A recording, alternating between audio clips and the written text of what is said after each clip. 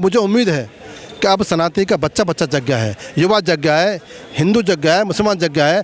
47 तक जो मोदी जी ने कहा है कि भारत बदलेगा और ये भारत विकसित भारत बनेगा, वो बनने वाला है। छोड़ दो किसी की बात को। अब मेरा देश दुनिया को फैसले करने वाला बनाएगा, हिंदुस्तान दुनिया की रीति नीति बनाएगा। और आज भी मोदी जी को दुनिया नमन करती है। जब नमन दुनिया को जब मोदी जी करती है तो 145 करोड़ जनता का सीना चौड़ा हो जाता है। जो इंडिया से जो अखंड भारत में नहीं है, वो लोग हमारे हिंदू मुस्लिम भाईचारे को तोड़ना चाहते हैं।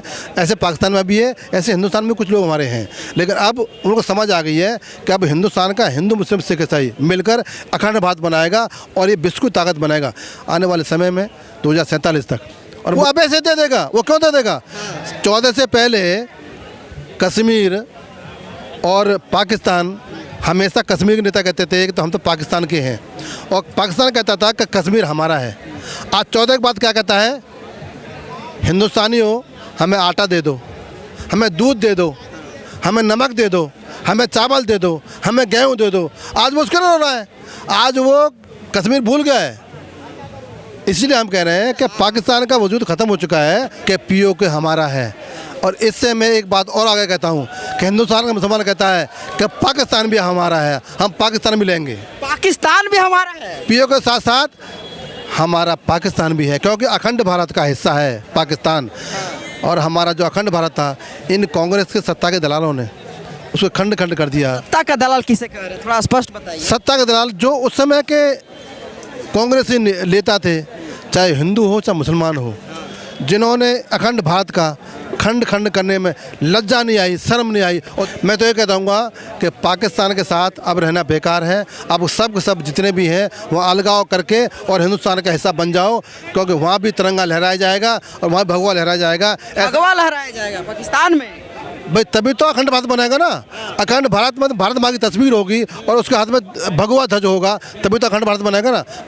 देश के गृह मंत्री अमित शाह जब संसद भवन में यह बयान देते हैं कि पीओके तो हमारा है, उसके बाद से ही पूरे देश में पीओके को लेकर के चर्चाएं तेज हो गई और पाकिस्तान में भी खलबली मच गया है, क्योंकि कभी भी भारत पीओके पर अटैक कर सकता है और पीओके अपने अंदर ले सकता है। चुनावी सरगर्मियां भी अब इसके बाद बढ़ने के आसार लगाए जा रहे हैं। हमारे साथ मौलाना जी क्या कहेंगे? सबसे पहले पीओके हमारा कह दिया गया गृह मंत्री की तरफ। आज गृह मंत्री साहब ने, अमित शाह जी ने हमारा दिल खुश कर दिया। हम भी चाहते थे कोई गृह मंत्री आए और ये कह दे कि पीओके हमारा है। और इससे मैं एक बात और आगे कहता हूँ कि हिंदुस्तान का मुसलमान कहता है कि पाकिस्तान भी हमारा है, हम पाकिस्तान भी लेंगे। पाकिस्तान भी हमारा है, पीओके के साथ साथ हमारा पाकिस्तान भी है, क्योंकि अखंड भारत का हिस्सा है पाकिस्तान। और हमारा जो अखंड भारत था, इन कांग्रेस के सत्ता के दलालों ने उसको खंड खंड कर दिया। सत्ता का दलाल किसे कह रहे हैं, थोड़ा स्पष्ट बताइए। सत्ता के दलाल जो उस समय के कांग्रेसी नेता थे, चाहे हिंदू हो चाहे मुसलमान हो, जिन्होंने अखंड भारत का खंड खंड करने में लज्जा नहीं आई, शर्म नहीं आई और 2 हिस्से कर दिए।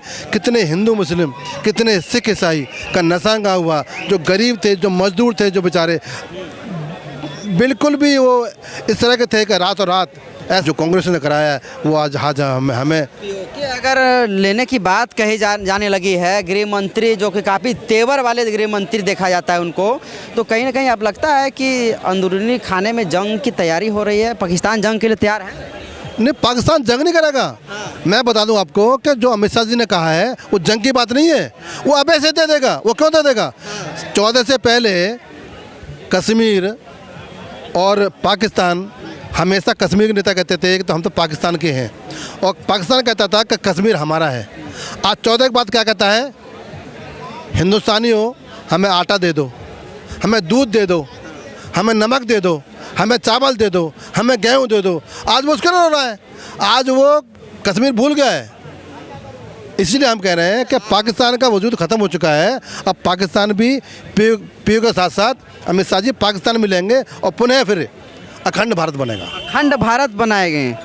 बिल्कुल, हमारी तमन्ना ये है कि जो हमारा अखंड भारत था, जो हमारे पूर्वजों ने अखंड भारत बनाया था, हम वही चाहते हैं कि वो हमारे पूर्वज हैं, हम उनके वंशज हैं। जब दादा कोई बात कहता है, कोई काम छोड़ जाता है तो उसको औलादें करती हैं। ये हिंदुस्तान कल्चर है, ये सनातन कल्चर है कि जब कि दादा ने कोई काम किया हो, वो अधूरा रह गया हो, तो उसका बेटा पूरा करेगा। तो हम हिंदुस्तानी, सिख, हिंदू, मुसलमान बनकर मिलकर उस अखंड भारत को पुनः बनाएंगे और पाकिस्तान को वापस लेंगे। इतना आसानी से देगा पीओके लेने के लिए? जो रोटी मांग रहा है, नमक मांग रहा है, आटा मांग रहा है, अब बचा क्या है? वो तो ऑटोमेटिक हमारे पास आ ही जाना है। और अमित शाह जी ने कह दिया है कि हम पीओ को लेंगे। जब ये बात कह दी है तो पाकिस्तान खुद ही हमारे पास आ जाएगा। पाकिस्तान के लोग अगर आपके इस वीडियो को देख रहे हो तो पाकिस्तान के मुसलमानों को क्या कहेंगे?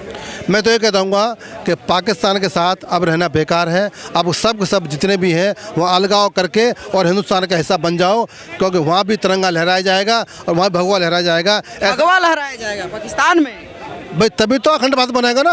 अखंड भारत में भारत माँ की तस्वीर होगी और उसके हाथ में भगवा ध्वज होगा, तभी तो अखंड भारत बनेगा ना। अखंड भारत की तस्वीर जो है वो माँ भारती का जो ध्वज है उसमें भगवा ध्वज है। तो जब अखंड भारत बनेगा तो ध्वज लहराया जाएगा और तिरंगा साथ होगा। तो मैं तो कहता हूँ कि पाकिस्तानी हो, अब तुम अपनी गलती सुधार लो। जैसे जैसे हमसे अलग हुए थे अब हम में शामिल हो जाओ और सारी रेखा एक हो जाए। हमारी फ़ौज हिंदुस्तान की पाकिस्तान को संभालने के लिए, पाकिस्तान के जो नागरिकों को संभालने के लिए सक्षम है। और हम हिंदुस्तान का मुसलमान भी स्वागत करता है कि अब हम में मिल जाओ, अब हमारे भाई थे। अच्छा, अगर वो जंग के लिए कहे कि हम जंग करेंगे तो क्या होगा? जिसके पास आटा नहीं है, नमक नहीं है, घी नहीं है, तेल नहीं है, रोटी के लिए मैंने कहाँ जंग करेगा? वो जंग का नाम मत लो। हम तो कहते हैं वो हमारे भाई चले गए थे, वापस आ जाए। और भाई से जंग करना ठीक नहीं है, वैसे ही वापस आ जाएंगे। तो अब जो भुखमरी फैल रही है उसका नतीजा यही है। भाई मान रहे वो तो काफिर बताते हैं भारत के लोगों को पाकिस्तानी। हाँ, कुछ उनके जो विदेशी मुल्क के मुसलमान हैं, जैसे कुछ हिंदुस्तान में भी हैं, जो कुछ विदेशी मुल्क के मुसलमान हैं वो हमें अलग करना चाहते हैं। विदेशी मुल्क में दैट मीन्स बाबर के लोग। हाँ, सही पकड़े आपने। जो विदेशी मुल्क के मुसलमान हैं, जो इंडिया से, जो अखंड भारत के नहीं है, वो लोग हमारे हिंदू मुस्लिम भाईचारे को तोड़ना चाहते हैं। ऐसे पाकिस्तान में भी है, ऐसे हिंदुस्तान में कुछ लोग हमारे हैं। लेकिन अब उनको समझ आ गई है कि अब हिंदुस्तान का हिंदू मुस्लिम सिख ईसाई मिलकर अखंड भारत बनाएगा और ये विश्व की ताकत बनाएगा आने वाले समय में 2047 तक। और मुझे उम्मीद है कि अब सनातनी का बच्चा जग गया है, युवा जग गया है, हिंदू जग गया है, मुसलमान जग गया है। 47 तक जो मोदी जी ने कहा है कि भारत बदलेगा और ये भारत विकसित भारत बनेगा, वो बनने वाला है। छोड़ दो किसी की बात को। अब मेरा देश दुनिया को फैसले करने वाला बनेगा। हिंदुस्तान दुनिया की रीति बनाएगा। और आज भी मोदी जी को दुनिया नमन करती है। जब नमन दुनिया को जब मोदी जी करती है तो 145 करोड़ जनता का सीना चौड़ा हो जाता है। मोदी जी का इतना भक्ति क्यों करते हैं? मोदी एक ऐसा व्यक्ति 70 सालों के बाद आया है कि जिसने 9 वर्षों में हर हिंदुस्तानी के दिल में जगह बनाई है। हर हिंदुस्तानी के दिल में उस गरीब के जो 70 वर्षों से पानी के लिए परेशान था, रोज़गार के लिए परेशान था, अनाज के लिए परेशान था और अपने कारोबार के परेशान था, आज उसने वो दिया जो किसी ने किया। हम 70 वर्षों तक हमारे जनधन खाते कितने थे? खाते नहीं होते थे। इतना बड़ा जनसमूह 50%, यानी कि हिंदुस्तान की आबादी के 50% जनधन खाते मुझे खुलवा दिए। ना कोई लाइन है, ना कोई रिश्वत है, ना कोई पैसा है। आज सम्मान निधि जाती किसान को, किसान बैठे बैठे जो छोटा किसान है उसको पैसा मिलता है। जब यहाँ से घंटी दबाते हैं तो उसको अकाउंट में आता है। और राजीव गांधी कहते थे कि मैं 1 रुपया भेजता हूँ तो इस 85 पैसे तो बाहर लोग खा लेते हैं, केवल 10 पैसा पहुंचता है। मोदी जी जब घंटी बजाते हैं तो 2000 रुपये उसके खाते में आते हैं। जनधन खाते हों, उज्ज्वला गैस योजना हो या फिर आयुष्मान कार्ड हो, 5 लाख तक था मेरे गरीब समाज का। मैं बसमंदा समाज से आता हूँ। गरीब मुसलमान जाता है हिंदुस्तान में है, उसको 5 लाख का इलाज फ्री है। और क्या चाहिए? इतना बदलाव क्या है? रोडों का जाल हो और हिंदुस्तान का नाम हो दुनिया में, इससे बड़ी बात क्या है? मेरे देश का नाम हो, मेरे तिरंगे का नाम हो। मोदी जी का मतलब है हिंदुस्तान का जनमानस का स्वागत। मोदी जी का मतलब है हिंदुस्तान का जनमानस का स्वागत करना। मोदी जी पे तो आरोप लगता है कि मुसलमानों को टारगेट करती है।